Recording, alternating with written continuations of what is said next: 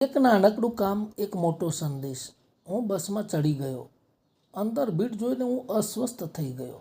બેસવાની જગ્યા નહોતી. બસ ત્યારે જ એક વ્યક્તિએ તેની સીટ ખાલી કરી. ખાલી સીટની બાજુમાં ઊભેલો માણસ ત્યાં બેસી શક્યો હોત, પરંતુ તેના બદલે તેણે મને સીટ ઓફર કરી. આગલા સ્ટોપ પર ફરી એ જ વાત બની.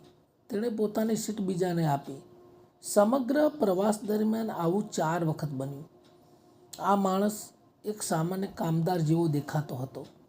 આખો દિવસ કામ કર્યા પછી ઘરે પાછો ફરતો હતો. છેલ્લા સ્ટોપ પર જ્યારે અમે બધા ઉતર્યા ત્યારે મેં તેની સાથે વાત કરી. જ્યારે પણ તમને સીટ ખાલી મળી ત્યારે તમે તમારી સીટ બીજા વ્યક્તિને કેમ આપી રહ્યા હતા? તેનો જવાબ મને આશ્ચર્યચકિત કરી ગયો. હું મારા જીવનમાં બહુ ભણ્યો નથી કે હું ઘણી બધી બાબતો જાણતો નથી. મારી પાસે વધારે પૈસા પણ નથી. તેથી મારી પાસે કોઈને આપવા માટે કંઈ જ નથી. એટલે જ હું દરરોજ આવું કરું છું. આ એવી વસ્તુ છે કે જે હું સરળતાથી કરી શકું છું. આખો દિવસ કામ કર્યા પછી હું થોડો વધુ સમય માટે ઊભો રહી શકું છું. મેં તમને મારી સીટ આપી અને તમે આભાર કહ્યું. મેં કોઈના માટે કંઈક કર્યું તેનો મને સંતોષ હતો. હું આ દરરોજ કરું છું અને અનુભવું છું કે હું કોઈક રીતે યોગદાન આપી રહ્યો છું.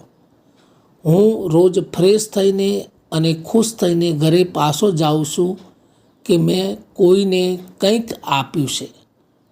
હું અવાચક હતો. દરરોજ કોઈક માટે કંઈક કરવાની ઈચ્છા એ સૌથી મોટી ભેટ છે. આ અજાણી વ્યક્તિએ મને ઘણું શીખવ્યું. અંદરથી અમીર બનવું કેટલું સરળ છે.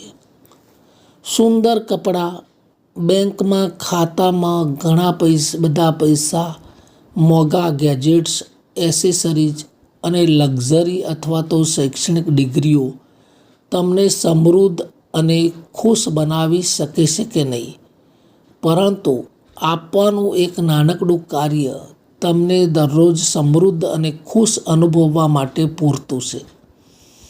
વાંચ્યા પછી આગળ મોકલવા જેવું લાગે તો જરૂર મોકલો.